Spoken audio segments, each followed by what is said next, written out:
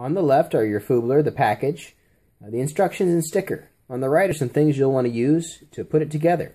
You'll need a Phillips head screwdriver, something possibly to help you pry up in the battery door. Sometimes you need that, and some AA batteries.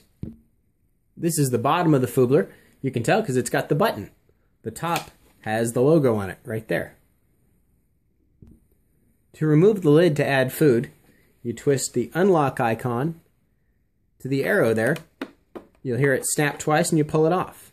To put it back on, you're going to really make sure you want to align the icon with the arrow, twist it smooth, and it's going to click once, twice.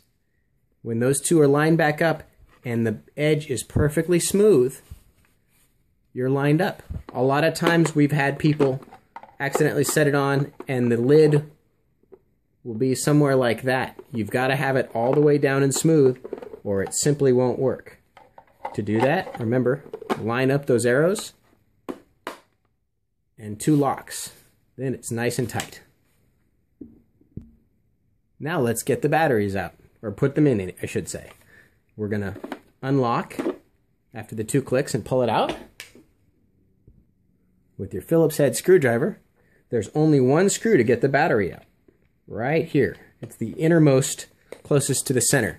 And you'll just unscrew that guy till it gets where you need him. Then you'll just wiggle that top off, and there you go. That is where the batteries are. You'll use 2 AA's, and you just pop them in. Remember, the flat side, or the minus, goes where the spring is. It's pretty simple, and one good way to test it is just hit the button. If it lights up, it's working right. You can just tap the button, and that'll stop running in the meantime, and that way you know it's set. Now pick your delay. This is 90, 60, 30, and 15. So to start, you should always go with the 15, and that way you really have a good gauge of how this works and how long you have between the amount of time. Put the lid back on, just line up that hole, and stick it on. Now you can screw back down that battery door. Just get it snug. You don't need to over-tighten this. We've seen a few people over-tighten it already. And you don't need to go too far with it. Just enough to where it's going to hold on there. The friction really holds it on well. Okay, that's in there.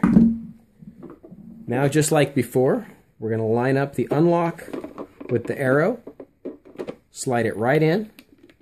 1, 2. You want to hear that again? 1, 2. It's a feel thing sometimes as much as it is a tightness thing. But you'll feel that in there. It's really on there. It's not going anywhere. You should feel 5 pounds of pressure on the twist to lock. We designed it that way, and we worked really hard to make sure that was the case. One last note on the battery door. We know some people with some weaker hands have some trouble. So get something you can just use to pry up and just lever it up as you go around.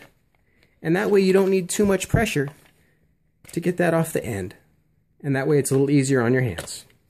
Have a nice day from the folks at Foobler.